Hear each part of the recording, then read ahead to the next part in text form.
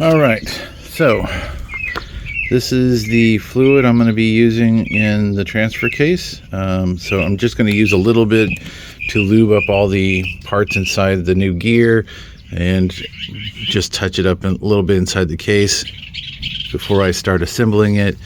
I'm not going to dump a bunch of it in, just enough to pre-lube some of the internal parts of this. I cleaned this all out yesterday, so there's still a little bit of fluid down left in there, but that should be fine. So first part is I'm going to go ahead and take this apart again. It's not, I don't have the keeper snap rings in place. This is just sitting here. So I'm going to take it apart, but I did find my camera stand, so maybe I'll get some of this on video, and that way you can see what we got. But this is the gear we needed. That's the gear that we took the bearings out of. Like I said, if you have a newer one, you won't have the bearings. It will just fit. Apparently the bird is extremely happy today. So I want to lube up where the race is on the inside of this, and then we'll put a little bit of transmission fluid in here as well, and then we'll just reassemble it. All right, so I just slid the whole assembly back off. This is all the race or bearing surface that I'm gonna just put a little bit basically on the tip of my glove so I can lube that up. And we'll get a little fluid on there.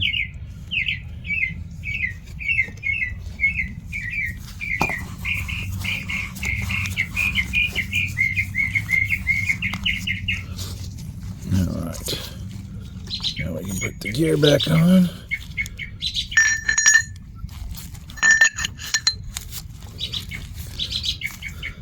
All right.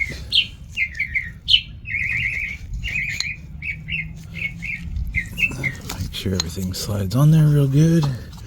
Do the same thing on the inside of the brass collar.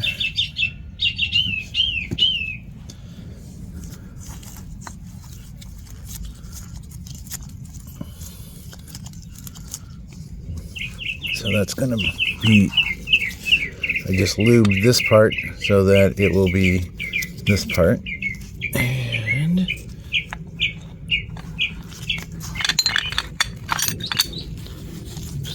let's get that on there straight. All right. So everything looks like it's together like it's supposed to be. Oops. And don't drop that or you'll knock that right back off. Now the trick is putting that back in. Push these little pieces in. There we go. All right. So now I need to put that keeper in there. The snap ring needs to go on the inside, so I'll do that real quick. All right, so after looking at the original snap ring I took off and the two larger ones that came in the kit, these guys, it doesn't appear that the new ones are going to fit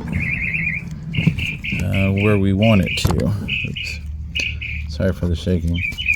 So we're going to go ahead and put this one back on. The instructions are kind of vague on which one to use.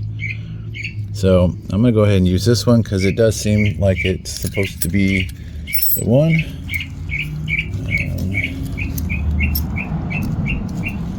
Let's see if I will be able to get that on there. It's going to be kind of hard to do with my bad hand. Might need to lay it down. Okay, I'm going to lay this down. I'll have to move the camera out of the way to do it. Okay, I used the case to stand everything up. Of course, I was fidgeting with it, so I didn't have free hand to turn the camera back on. And how I put the snap ring on, I used the original snap ring that I took out because the two that came in the kit just didn't seem like they were big enough to fit over. But What I did was I started one edge of the snap ring down in the groove, and then just used a small screwdriver to kind of walk around the edge until I was able to get it to slip over the teeth, and then just push it straight down and it locked into place. I did not use the snap ring pliers, which was what I was trying to use to put it back, but that wasn't working. So now this is upside down. I'm going to put a little bit more transmission, the fluid here along this gear ridge. Ugh. And then we're going to flip it over and get it into the case. All right, so there's a few moving parts here. So you're going to lift this shaft up so that you can slip it into the mode ring. Make sure that these little plastic keepers, there's 3 of them. On mine, there are 2 white ones and a blue one. The other white one's on the far side here. And then you're going to make sure that you're still in that groove down there. And then everything should fall back into place. It appears to. Everything seems to be turning smoothly and feels like it's in place.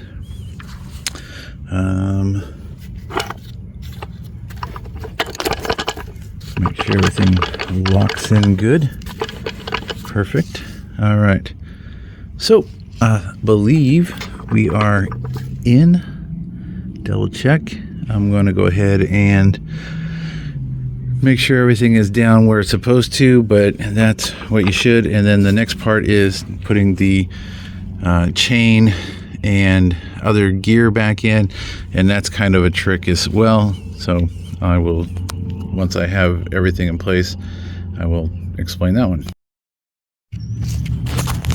Okay, so I have shifted this a few times using the little lever on the other side, making sure everything turns. It definitely changes into different gears. You can feel that by the amount of force it takes to turn the shaft. So I just set the other gear in place so I can free up both hands to do the chain. So what we're going to do is drop the chain in place, and we'll lift everything up, get the chain fitted, and then we will drop it all in as one piece. If you do this when it's in the car and you don't take this gear out, you have a little bit of a challenge to doing this. So we'll knock this out. So I'll have to figure this. Other than the chain being super hot because the sun's out, basically I just pulled the sprocket up, fitted it over the chain over the sprocket on this side. I was able to move the sprocket just enough so I could fit this one, and then I grabbed hold of the shaft, lifting it up so that the chain was flat, and then I just set everything down. I probably only had to lift this about less than ½ an inch. So everything is still nice and tight, chain's in good position. So now all I have to do is make sure that this side of the case is nice and dry. I'll do the same thing on the other side. I'm going to pre-lube this gear. I'm going to put some lube on this, and then I will lay down my Permatex, which is somewhere here in this mess of stuff I have going on. And I already tore the glove open on my splint. All right, so it's actually going back together fairly easy. I did not use the 2 larger snap rings, but I will be using the other 2 snap rings that go, the smaller ones that came in the kit, because this is where the drive gear for the Speedo is going to be. So we will definitely need to put those 2 in place. But first things first, we need to get the pump back in place, and we need to get the cover on. So that's all going to go first. So we're going to clean this surface, clean that surface with some brake clean and make sure it's nice and dry. We'll lay down the sealant and get it ready for the new mating, but we need to put the oil pump back into the other half and fit it. Okay, so I've cleaned the surface on this side. I'm going to go ahead and put the Permatex on. As you can see, I put a little bit of ATF in that bearing and have lubed it up. I've also wiped this down with some ATF as well. if you took your case apart, make sure you put your magnet back in. And then when you do the other side, the pump goes on the outside, but this tube is on the inside. So you're going to have to fiddle that in. And it will go. Shit. I need my other hand. So, but yeah, so this goes into the little slot, and then it connects to the pump via this port. And like I said, this needs to be on the outside of the case, and you want to make sure that lines up, and you want to make sure your O-ring's in there so that it works properly. So I'm going to go ahead and get the silicone. I am using the Permatex Gray. There's the part number right there. That's what I'm going to use for my seals. And so let me get the Permatex on, and then I'll start getting the other half of the case ready. Alright, so make sure you go around all the bolt holes. You just don't want any leakage. Get some good coverage on there. I've got the filter in, so you're just going to hold that with your finger. You're going to set, once you turn it over, you'll be able to put the gear in place, and then everything should line up and slide on. So don't force it, and that's what we're going to do next. And that literally took no time. So flipped it over, put the tube into the shaft. I don't know if you can see it right there. Make sure that's indexed into the pump, because that's important. Then you're going to make sure that that slides in. So now we're going to put in the outer bolts. They're 15 mil, and they're torqued to 20 to 25 foot-pounds. I'm going to go ahead and do that right now. I have my torque wrench laying here, right here. So we're going to get that done, and then we'll put the new tail shaft on, but we'll put the other parts on quick. Okay, so they're all started by hand. I'm going to just go ahead and snug them down first, and then I'll go back with the torque wrench and kind of do probably like a crisscross pattern, kind of like you do your lug nuts. Start in the middle, work your way out, but you want to make sure that it's nice and flush, and it is, because it's got those two special whatever you call them, I can't think of the name of them anymore, but they're slotted, so you can't not get it on. If you don't get it on straight, it's not going to slide down all the way. So go ahead and get this tightened down. All right, so first time I went around, I did it 20, then I came back and did it a second time, did it at 25. I got a nice bit of squeeze out all the way around, so that means it should be good and tight. Once it sets up, I'll come back with a scraper and clean that all up. So the next thing we're going to do is we're going to wipe down this surface. Well, actually, nope. We're going to dig our gear into clips out, and we will put those in. That's what's next. Okay, so first snap ring is on. Of course, it's going to hang up in that first groove, but now we can put our gear on. I am going to put a little lube on the inside of that before we finish up. But that's all together. Now we just need to put our last snap ring on, and that will lock that all in place. And if you look, it shouldn't matter. There is no top or bottom. It looks like it's the same. So grooves are going up and to the left for me. If I turn it over, up and to the left, so it shouldn't matter. All right, so we'll get that on, and then we can get our cone on, and then we're pretty much done. We just got to seal up this side of the case, and we'll be good to go. Okay, so both snap rings are in place, gear's on. Now we're going to lay our Permatex around the outside. The important thing is we need to make sure that these tabs index correctly into the housing, and they should, because the pump is in the right place, and the pickup tube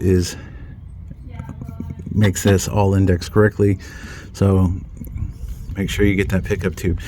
If that tube falls out, you'll starve the transfer case of oil and you'll burn out the gear. So just double check that, make sure that tube is in place before you finish your assembly. Okay, so got my silicone on there. On this side of the case, not so much the main case, but this side, these bolts, you're going to want to put some sealant on the threads of the bolts when you put them in, because these holes go all the way through into the case and you may get some weeping out the threads if you're not careful. So a little bit of silicone when you put the bolts in, and it should prevent any weeping. All right, this is our new output shaft housing. It's hot from being here in the sun, so what I'm going to do is I'm going to get that on, and then once I get this put on, I'm going to take a little break, and then I'll come back out and finish it up when it cools off a little bit. Okay, that is so hot I can't get it in place, but it almost is seeming like this might be too tall, because on some of these transfer cases this needs to be trimmed down, and I didn't measure mine, so I have to wait till this shit cools off some, because it's so hot I can't even pick it up. So once it cools off, I'll be back. All right, so earlier I was thinking I had made some sort of mistake, because this rod, when I measured it, was just about an inch, which is what the instructions say it's supposed to be. But that's when it's in four-wheel drive. High or low, it doesn't matter, but it needs to be in four-wheel drive. When I was had the case apart and I was making sure everything was working, I had shifted the lever on the bottom side in and out of four-wheel drive, and I had thought I had put it back in, and so when I had took the measurements, it was just about an inch, so it should have been right. But when I went to put the cap on, it wasn't fitting, and I couldn't figure out what the hell had happened. I thought maybe I had inadvertently got something stuck, and it just wasn't all the way seated into the socket on the other side of the shaft. What happened was I actually left it in two-wheel drive, and so that shortens the rod. You need to have this in four-wheel drive, and you need to make your measurement from the case to the top of this. And on this particular one, we are just about 1.5 inches, which means per the instructions we have to cut off about 1 inch. So you don't have to take the case back apart, but you do need to protect all of this. So I'm going to tape this all up so it's nice and protected, and then I'm going to get a cutoff wheel and I'm going to cut this down to just about 1 inch, and then I will take a grinder, flat grinder, and then bevel the edges like it says in the instructions. But yeah, so with it being hot, and I was like trying to figure out what I had done, I was hoping I didn't have to take the case back apart. I don't. It was just because I had put it in two-wheel instead of four-wheel, because it was upside down and I had thought I had switched it. So double check that, and it doesn't tell you what cases have the long shaft or the short one. You just end up with a guess, but you can kind of tell by the old housing it's going to be a long one. So if you got a fairly decent tall housing, it's probably the 1.5 inch one. So all right, so I'm gonna get my cutoff wheel, I'm gonna get this all taped up, we'll get that cut, and then we'll be able to finish this up today. Yeah, regretfully I jumped ahead because I thought the measurement was right and I'd put the silicone, so I had to take all the silicone back off. No big deal, at least everything still works, everything still turns freely. So all right, let's get on to it. All right, so my line is just about at 1 inch.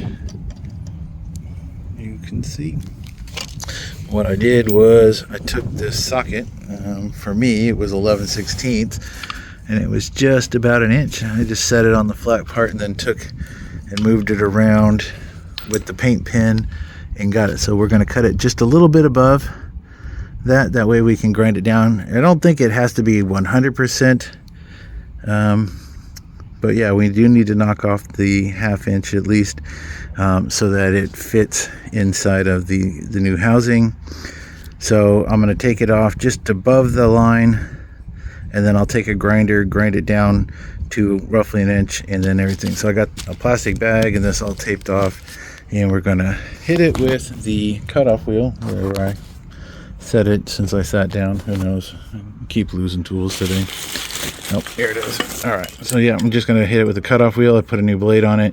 So should go pretty easy. Just take your time, and you try to want to make it as level as possible, and then you're going to bevel the edge when you're all done.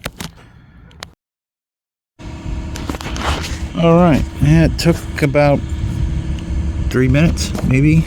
Just above the line. Oops. Right there. So I can now go ahead and grind that flat.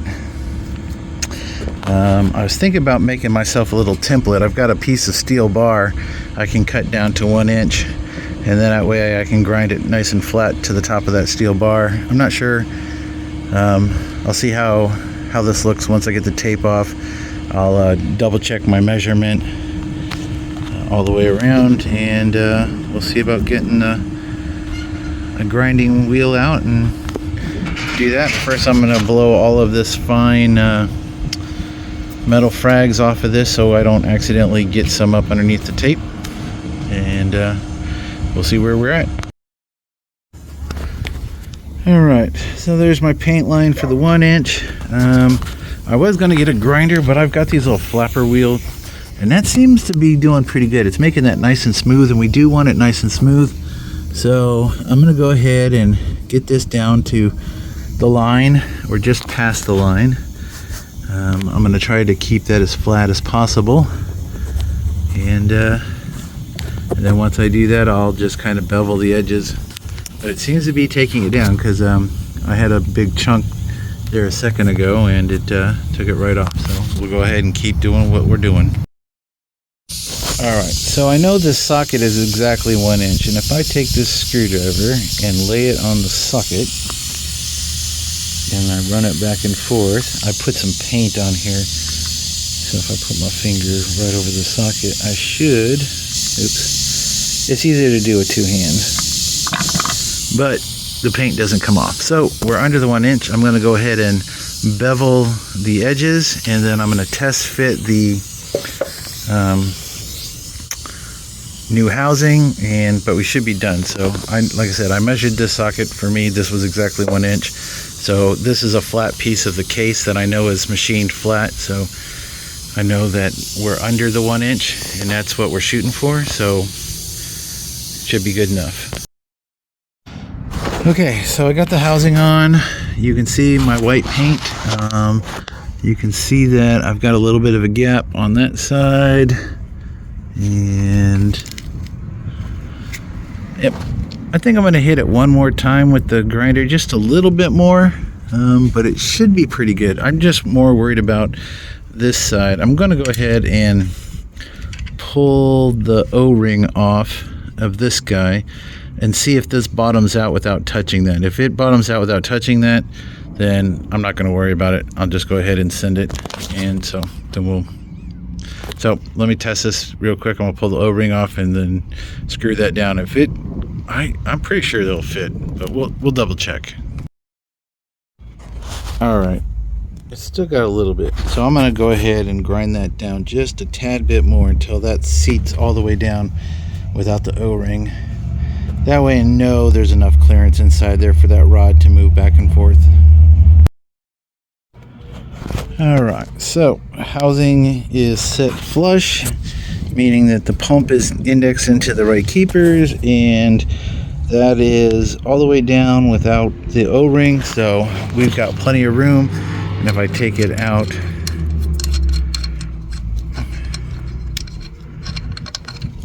you can now see that there's some space between the edges.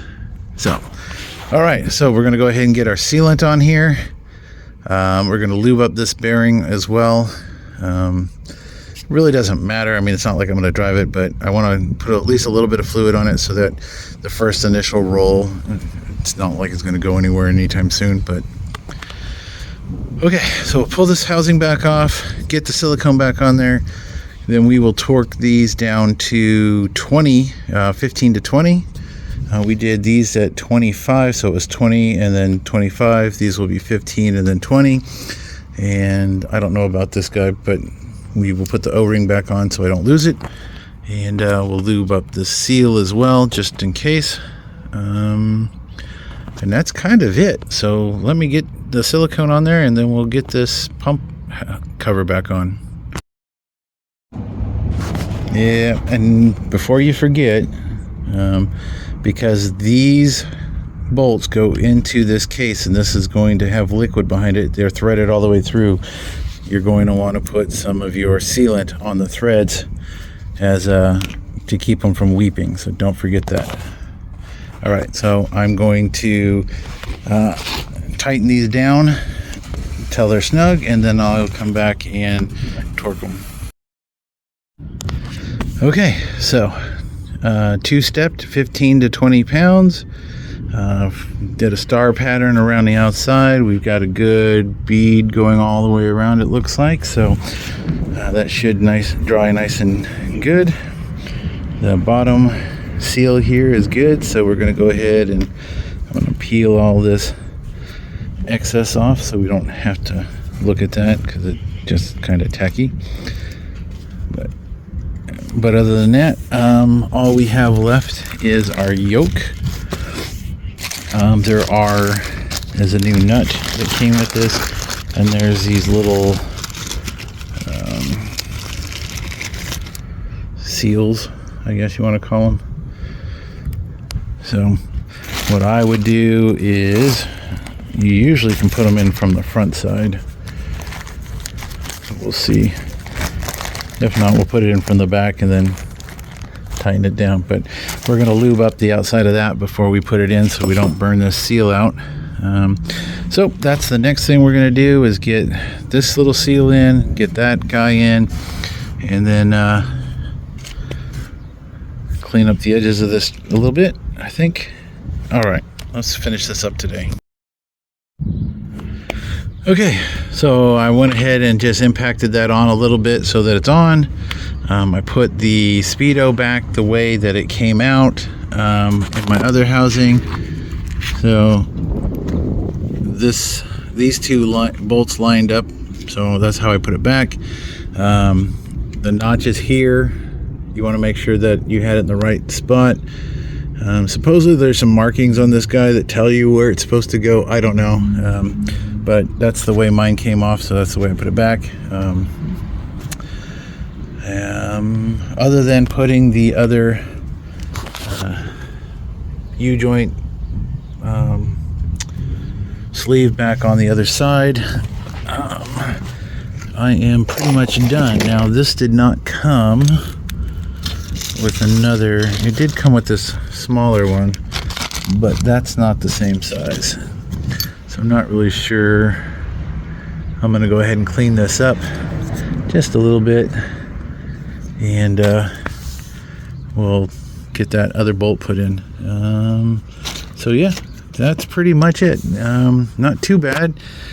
It would have taken me less than 6 hours I had all the parts and the fluids here, but I didn't. So but other than that, yeah, it went in fairly smoothly.